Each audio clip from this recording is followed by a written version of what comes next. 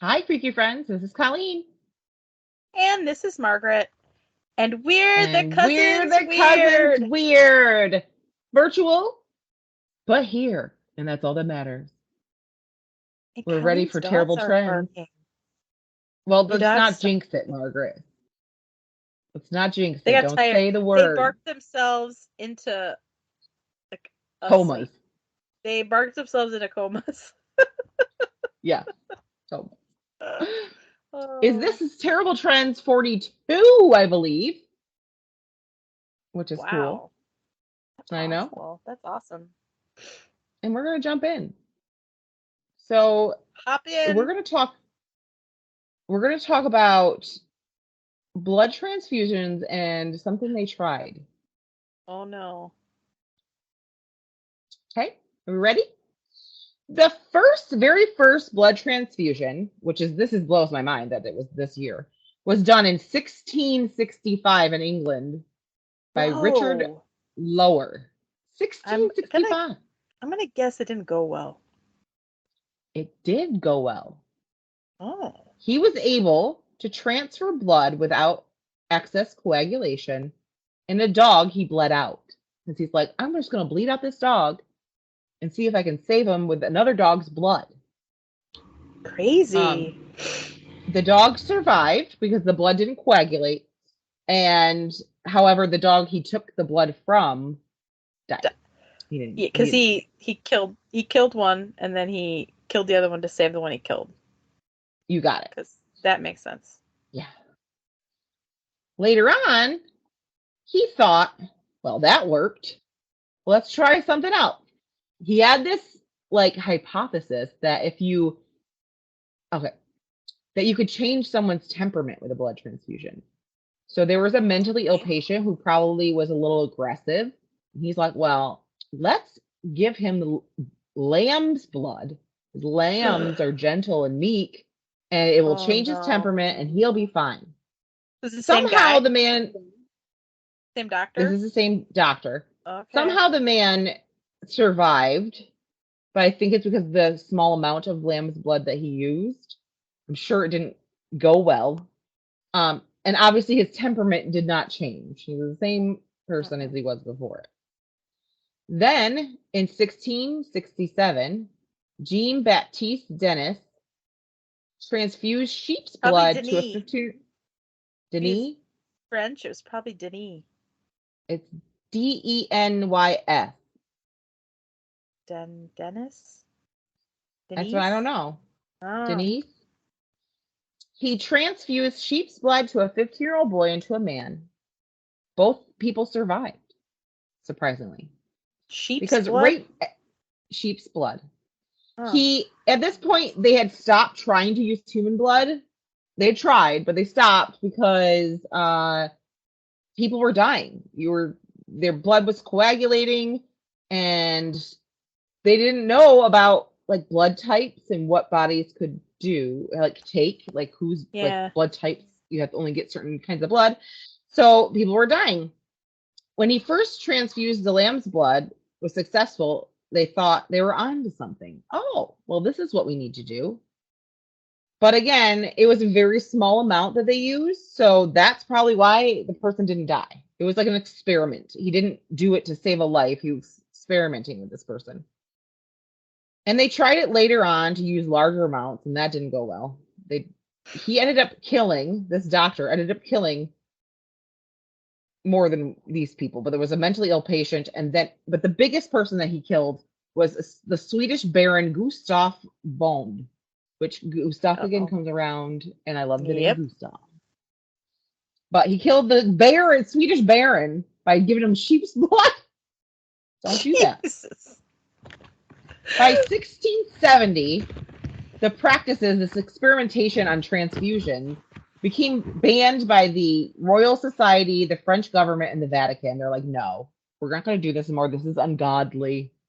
We can't do this. Let's stop. It's because of the blood of this is his blood. It's all about how blood factors into Christianity. and it's like a sacred thing. And I know like Jehovah's Witnesses will not accept a blood transfusion because blood is thought to be something sacred and it's yours and you don't share. I think aren't Scientologists the same way, but maybe I'm wrong. I don't know. Might be Christian Scientists. Oh, maybe Christian Scientists. That's different. They don't go to the doctor. They refuse to see doctors. They pray. I didn't think Scientologists did either. Scientologists will go to the doctor. They don't believe in mental health. They don't believe in mental health medications that alter your brain chemistry. You want to know why? Because they're crazy. All crazy. And if they took medicine, no one would be in the church. Okay. I'll stop bashing. Stop bashing Scientology. So for 150 years, there was nothing. No research. No one tried it. Nothing was going on. And then in the 19th century, they thought, we need to learn how to do this. The 19th century doctors were really like experimenting and cutting people open and trying to figure stuff out. But they still couldn't figure out a way to keep the blood from coagulating. So people that were transfused wouldn't die. Because coagulation of the blood is, you don't want to stick that into a person because it stops the blood flow. And then we know when blood flow stops, you die. So for some reason, they just thought that this was a good idea. In the mid-19th century, they thought, let's try blood substitutions. Maybe something can substitute blood, and we can inject that into people. And in their scientific little brains they said, milk. Oh, God. Let's put milk inside people. Because they thought that the oily fat inside a person. Oh, no, that's not why. Oh, no. They thought that the oily, fatty particles in the milk would magically, apparently, I'm saying magically my own words because I don't know what they thought would happen. They're going to transform into white blood cells. It's white. So it has to turn into white blood cells. It's white and it's fatty. Fat. So it must be so like... it has to be. Because that's what women do. They don't really produce milk. It's just white blood cells. Oh, no, Margaret. I'm not talking about human milk. I'm just talking about animal milk. No. It wasn't human milk that they were using when they started. No. In 1854, the first that patient... That would be gross. What? Gross to make human milk do that. Right. In 1854, the first patient was a 40-year-old man who was given 12 ounces of milk by Dr. James Boville and Edwin Hodder, and he survived.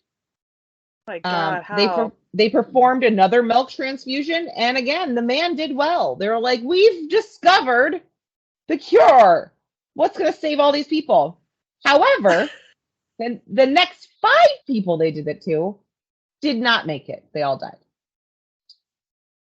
So they basically proved that milk wasn't the answer. I don't know. It just happened to be a coincidence that the first 2 didn't die, or they didn't give them enough to kill them, or whatever. Even though it was proved not to be successful, milk transfusions became very popular in North America to treat sick people. Of course it did. Yeah. Especially, what was big then in the 19th century? And people had to convalesce in the Adirondacks for it. Oh, yeah, consumption. TB. Tuberculosis. Yep. Those who got the transfusion, so they started giving them milk transfusions, they would start to complain of chest pain, nystagmus, which is involuntary movement of the eyes. Horrible. And really bad headaches. Now, most of the people would then go into a coma and die. But the very few that didn't, the doctor said, well, we cured them because they're better than they were before they got the milk. Okay, so out of the 100 you did, I don't know if that was the total. They didn't really go into that. But out of the 100 you did, 3 survived. You think that's a win? You think that's a good thing? I don't know. Well, they're going to die anyway. That's what these doctors are thinking. Yeah. Unlike most medical treatments and throughout our history. Think about TB is a coughing lung issue. You can't breathe. You're mucousy. Let's give you mucus. A mucus. Inducing liquid. Because that'll make into you feel your better. veins. And you're not even just going to drink it. We're just going to inject it directly into your bloodstream so it can go directly to your lungs. Gross. Yeah. What the hell? And even Ugh, Mhm. sounds awful. Unlike most medical treatments in our history, typically they're tested on animals first and then used on people if it was successful. But the milk, that wasn't. They were like, no, we're going to give it to people immediately. Well, after people started dying, there was a doctor named Dr. Joseph Howe. He decided to see what the exact cause of death was. Was it the milk or were there other factors? He needed to know. So he bled several dogs, because that's what they use, poor dogs all the time, until they passed out. And then he tried to treat them with milk transfusions. All the dogs died. He thought maybe it was the quantity of milk he used that caused their death. It obviously couldn't be the fact that he drained them of all their blood and put milk in. That couldn't be it. It was just the amount of milk. Let's replace your blood with milk and see what happens. Yeah.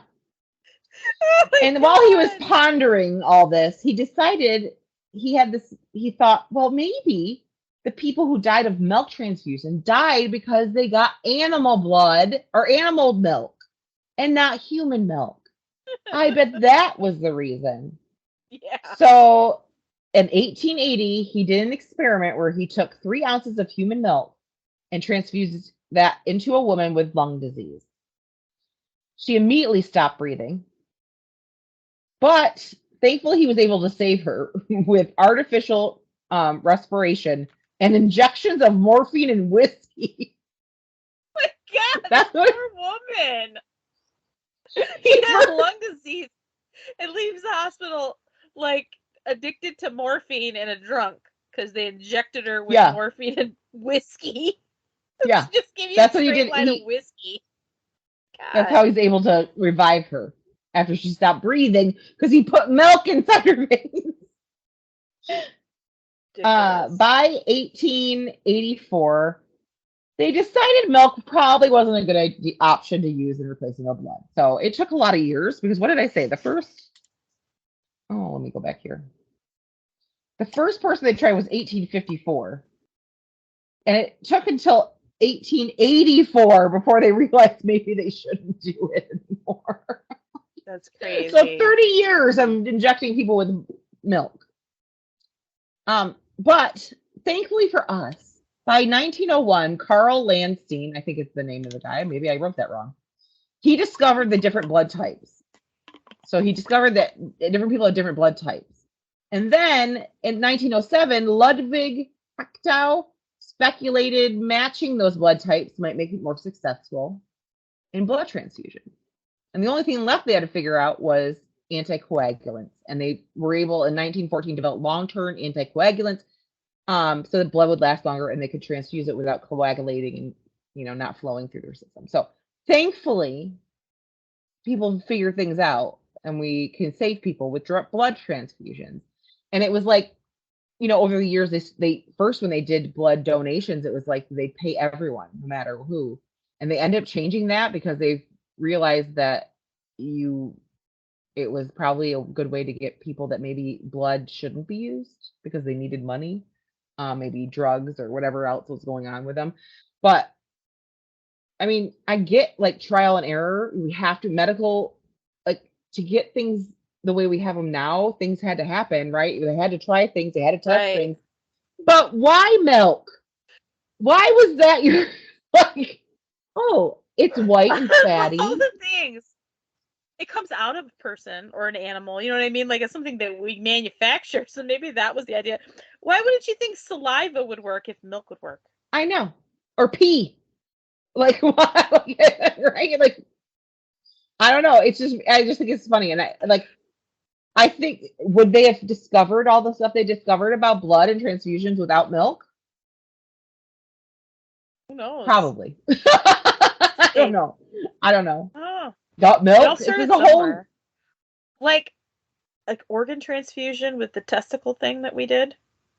The monkey testicles? Slivers of monkey testicles? True. Weird thing. We had to go through weird stuff. So I guess we should be thankful for the people that, allowed the doctors to try things on them. Because if not, we wouldn't have blood transfusions the way we do today. But still, milk? What are you thinking? how much say did these people actually have? Because this woman, it probably wasn't her. They probably gave this woman's husband a bunch of money, and he said, "Sure, do whatever you want." That's probably what happened. True.